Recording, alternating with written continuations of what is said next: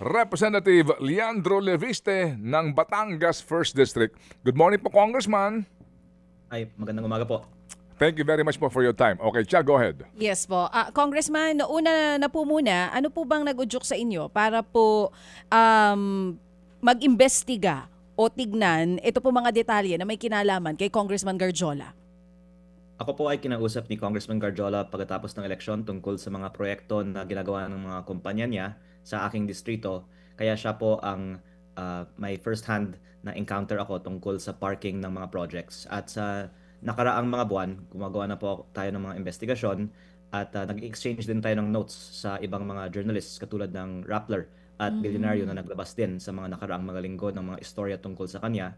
Kaya ngayon po na mas marami na tayong mga nakalap na ebidensya, Oo. ngayon natin po ito binabring up. Oo. Congressman, yung pakikipag-usap niya po sa inyo, kailan po ito nangyari? And through phone call po ito, ano po mismong naging usapan nun? Maraming beses po. Una, during the campaign, humingi siya ng tulong sa mga kandidato nila sa Batangas. Pangalawa, ang pangako niya sa akin ay tutulungan niya ang aking distrito sa pamamagitan ng mga DPWH projects. Pero ang lumabas pala after the election ay sinabi niya ayaw ng local government ng isang bayan sa aking distrito, Tuy, Batangas, na tanggapin ang specifications ng kanyang road kasi asfalto ito. Pero ang sabi ng LGU, dapat concrete dahil mabaha yung lugar na yon. Pero gusto niyang pilitin yung asfalto dahil ang sinabi sa akin ng mga engineer, mas malaki daw ang kita sa asfalto. At ang kalabasan po ay ngayon ginagawa ang 50 million per kilometer na road na sa tingin ko ay dapat kalahati lang ang presyo. At nagbigay din siya sa akin ng listahan ng mga proyekto sa DPWH na ipropose niya para sa 2026 budget at iba pang mga farm-to-market roads. Siya po ay kasamahan ko sa Kongreso kaya madalas ko siyang nakikita noon, pero nung lumabas po ang mga DPWH issues, hindi na po siya masyadong madalas na umattend. Pero last Wednesday po, kinausap niya ako sa telepono. May isa akong kasamahan na nag-abot sa akin ng telepono at sinabi niya sa akin na mag-usap tayo kasama ni Speaker. At hindi po syempre nangyari ang proposed meeting niya dahil hindi naman po ako naniniwala na proproteksyonan ng Kongreso ang pinakamalaking contractor ng DPWH sa Kongreso na si Congressman Edwin Garjola. Naniniwala po ako na seryoso tayo sa ating anti-corruption drive in the case of Congressman Garjola. So last Wednesday, ang pinakahuli po na pakikipag-ugnayan niya sa inyo pero hindi natuloy yung meeting, ginamit po niya yung pangalan ng bagong speaker, Bo GD? Basta sinabi niya, mag-usap tayo kasama ni Speaker. At Oo. Did you hindi ko na confirm po clarify sino ang ibig niyang sabihin. kung Pero sinong speaker? Oo. ako po ay nagpaalam sa mga kasamahan ko sa Kongreso kung pwede kong ilabas ang aking alam tungkol sa isa nating kasamahan. At ang sinabi po sa akin ay anuman ang sasabihin ko tungkol kay Congressman Garjola ay fair game. At mukhang marami pong ibang mga miyembro ng Kongreso ay sang-ayon naman sa mga sinasabi ko na dapat matigil na ang mga kumokonsolidate ng pondo ng DPWH at nagbebenta ng mga pondong ito sa mga kontraktor. At maraming mga miyembro ng Kongreso ay may first-hand na karanasan din sa pag-alok ni Congressman Garjola ng pondo para sa kanilang mga distrito on the condition na siya ang pupili ng kontraktor. Kaya I am thankful na ang Kongreso ay may political will para ireforma ang alokasyon ng budget ng DPWH. Dalawang bagay po. Kasi nga nabanggit nitong si Garjola last Wednesday na mag-usap kayo kasama yung speaker. Did you confirm with the speaker? Kasi baka nagamit lang po yung pangalan niya. At pangalawa, Hindi, mag-uusap bakit muna? sabi niyo Bakit po, mag-uusap? Anong agenda? Tsaka po, Kasi yung phone call namin ay nakikiusap siya na wag ko siyang targetan kasi wala naman yun siya na. daw alam tungkol sa korupsyon. Oo. Tapos, did you confirm with the speaker kung totoo po yun? And also, sabi nyo, meron ding ibang mga kongresista na naalok nitong si Garjola. Willing din po ba sila magsalita? Una, kinausap ko yung ibang mga miyembro ng Mayorya kung okay ba na sabihin ko ang alam ko tungkol kay Kong Garjola at sinabi nila na okay naman dahil sa tingin ko alam naman nila na tama. Actually, maraming mga miyembro ng Kongreso na nakakausap ko ay nagsasabi na oo nga kami mismo inaalok ng mga proyekto at ang lumalabas lang kasi ay sa Kongreso ayaw naman natin na ididawit natin palagi ang ating mga kasamahan, pero in the case of Congressman Garjola, siya nga ang sinasabi ng ICI Commissioner Rogelio Singson na pangalawa lang kay Zaldico. So number 1 si former Congressman Zaldico, number 3 daw si Diskaya, at pangalawa si Congressman Garjola. Kaya hindi naman sa gusto kong magkaroon ng issue ang napakaraming mga miyembro ng Kongreso. Gusto ko po na mag-work together with members of Congress to hold to account ang sinasabi na pinakamalaking contractor pa rin sa Kongreso. Sige po. At panghuli po, gusto ko lang pong banggitin na yung laman ng aking sinasabi ay yung ebidensya na isinumite ko sa ICI tungkol sa mga proyekto na sinabi ko nga po ay na pre-order niya sa 2025 budget. Okay, pre-order. Sige. Ito ho, muli po, for the record, Mr. Chair, sa ating mga nakikinig, bukas ang aming programa sa panig po nitong si Congressman Edwin Garjola ng CWS Party List anytime. Ngayon, Congressman, para mas malinaw po, ano ba ang modus nitong si Garjola umano? Yung pre-order, pwede ba nating ilatag lang po para mas maunawaan? Ano ba, maliban po sa mali naman talaga yung congressman ka and then ikaw pa talaga yung contractor o kaya pamilya mo yung kontratista, maliho naman talaga yon, labag sa batas yun. Pero ano ba ang modus nitong taong ito? Marami na pong mga nag-report na una, nagkakaroon ng lutuan sa bidding, nagkakaroon ng insertions, pero wala pang mga naglabas ng mga documentary evidence ng mga insertions na may pangalan ng proponent galing sa DPWH sa mga proyekto na sila din ang eventually nanalo ng mga proyekto. Hanggang ngayon na ipinakita ko sa ICI ang isang listahan na nakuha ko mula kay former DPWH Undersecretary Catalina Cabral na may listahan po ng 20 billion pesos in projects na eventually na award kay Congressman Garjola. Pero ang punto ko po ay ito. Ang listahan galing kay Yusek Cabral ay dated August 30, 2024. Tungkol sa mga projects sa 2025 budget na ang bidding ay pagkatapos pa ng approval ng budget. Pero ang lumalabas po ay bago pa inapprove ng Kongreso ang budget, may internal file na ang opisina ni Yusek Cabral ng mga proyekto na mapupunta kay Congressman Garjola o sa mga kumpanya na konektado sa kanya. Kaya hinihiling ko sana na ipaliwanag ng mga opisyal ng DPWH paano nila alam ang mga proyekto na mapapanalo ni Congressman Garjola o kanyang mga kumpanya 1 year before the actual bidding. Okay. So, lumalabas po, Congressman, na even the 2025 budget, ito na ang kalakaran. Di po ba? Sa budget ng DPWH. Di po ba? Hindi lang po sa 2025.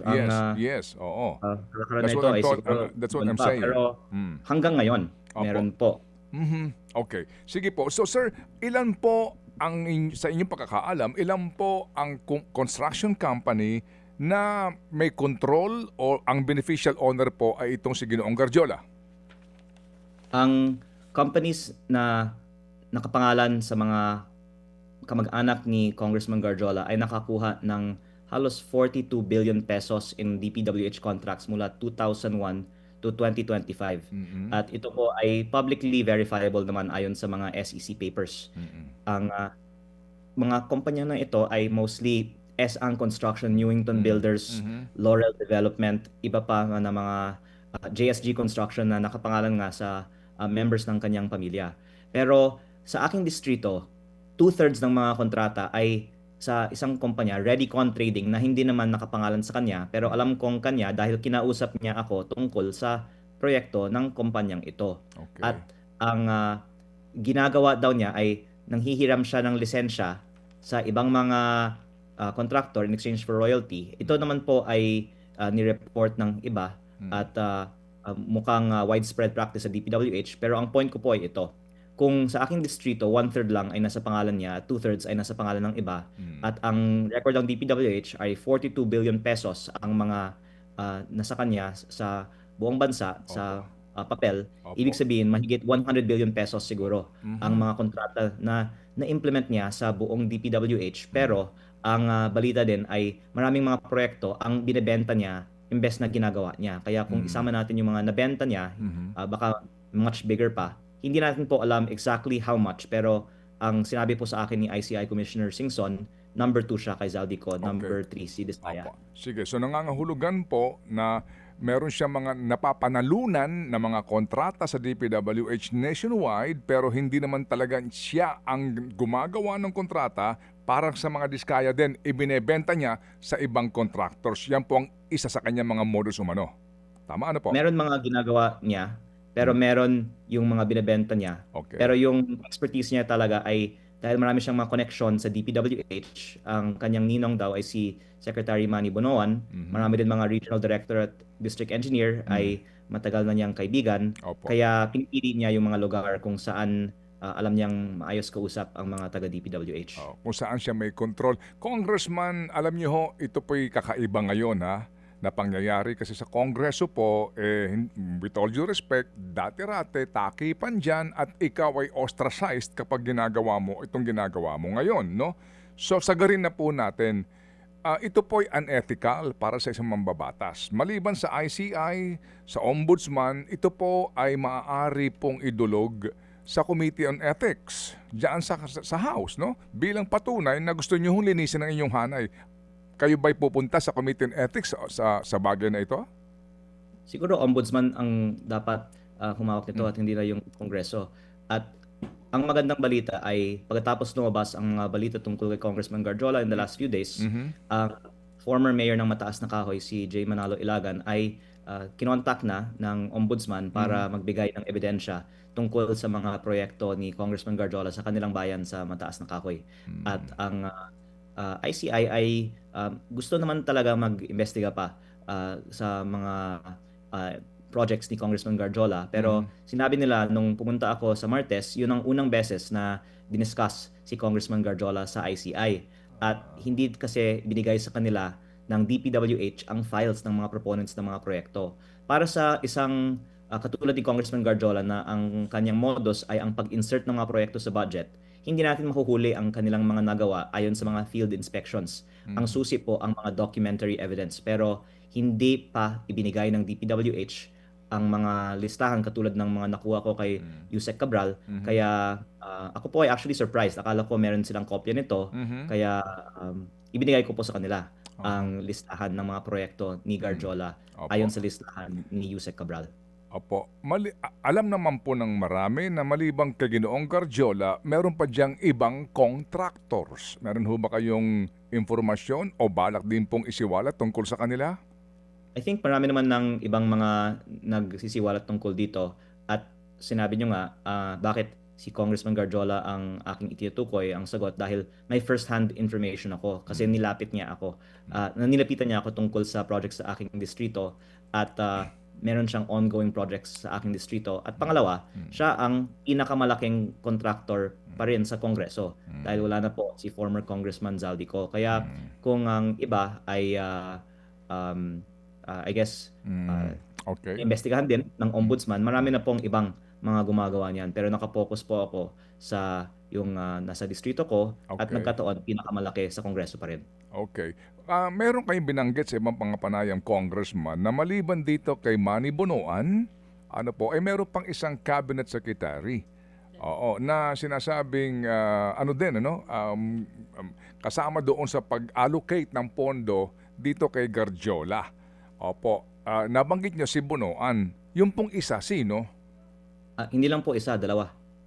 Dalawa pa. Okay, Bukod dalawa. kay former Secretary Bonoan. Opo. Pero una, sila po ay may direct involvement or oversight sa investigasyon kay Congressman Garjola ngayon, at ayaw ko pong mag-burn bridges sa kanila by mentioning them right now kasi sabi na ko na I would like to give them the benefit of the doubt Okay.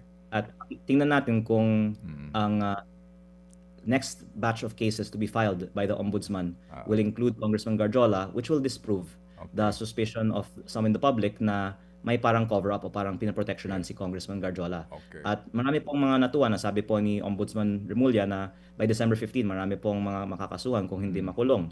At ang isang isip lang po ng iba ay wag sana po yung mga maliliit na mga contractors lang o yung mga tumanggap ng kickback lang sa mga contractors, although of course dapat din sila managot at masama din po yun, pero dapat naman wag natin i-spare yung pinakamalaki na Okay. contractor pa rin Opo. sa Kongreso.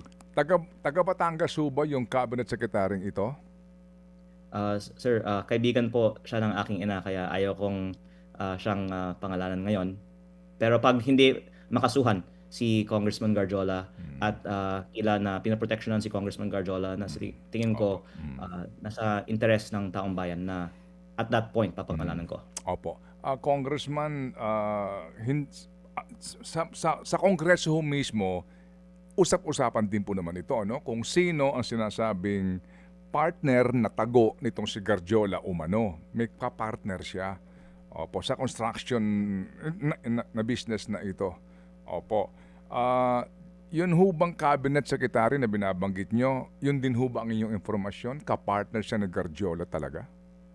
Sir, baka po, ikaw yung pwedeng mag-share sa atin ng inyong impormasyon. At actually, gusto ko pag magsalita tayo, meron tayong mga hard evidence. Okay. Kaya nagsasalita ako ngayon tungkol sa mga pre-ordering kasi meron nga akong listahan na Okay. nakuha sa DPWH. Opo. Pero meron din nga report na si Congressman Garjola ay ang tunay na may-ari ng STL operator ng Batangas. Yun po ang Refresh Gaming Corporation. Okay. At ang aligasyon nga din ay meron nga din siyang partner Opo. sa STL operation sa Batangas. Pero siguro po sa tamang panahon Okay. natin Opo. ibabahagi ang ebidensya tungkol dito. Yes sir, yes sir. We will await itong inyong sinasabi na sa takdang panahon, and we will respect kung kayo po may mga hindi po masagot ngayon na ating katanungan. Sir, this is something personal, mawalang galang lang. Hindi ba kayo, ano po sinasabi ho ni Senator Loren dito ho sa inyong sisiwalat na ito? Kasi sa amin po, bago po itong gantong gawi ng isang kongresista nakaupo, na kapwa niya congressman ang umano ay ibinubulgar. Again, bukas po ang aming programa sa panig po nitong si Congressman Garjola. Ano po sinasabi po sa inyo ni Senator Loren?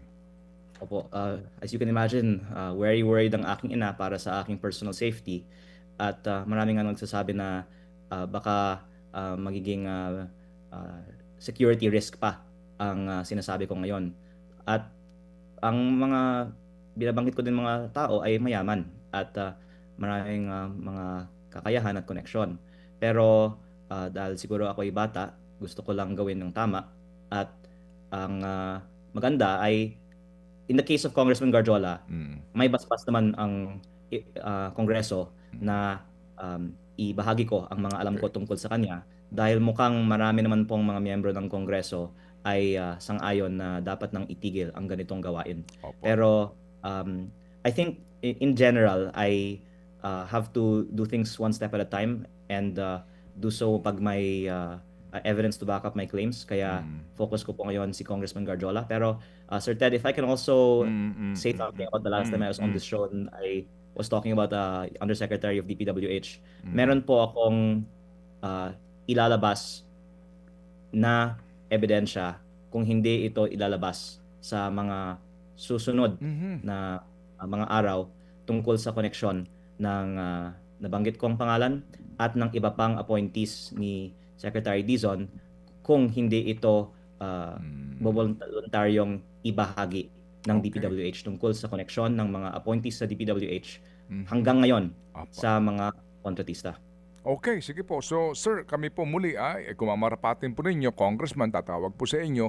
Dito po sa inyong binabanggit nga ngayon na karagdagan pang informasyon. Pero muli po ang aming pasalamat sa inyo sa pagbibigay po ng panahon para ho namin mas maunawaan ng lubos itong isyong ito.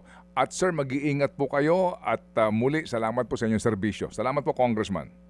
Maraming salamat po. Thank you. All right, si Congressman Leandro Leviste ng unang distrito po ng Batangas. Mga kapatid, brothers and sisters, saan ka pa? Dito na tayo sa totoo. Dito na tayo sa True FM. Mga kapatid, mag-subscribe and follow po kayo sa social media accounts ng True Network PH. Yan po kami. Hanapin nyo lang True Network PH, Facebook, Instagram, YouTube, TikTok, and podcast. Mapa Apple or Spotify man yan, mahahanap nyo kami. Lahat ng mga napapanood at napapakinggan nyo po sa programa, nasa social media accounts namin yan. So, paano mga kapatid? See you sa social media! Dito tayo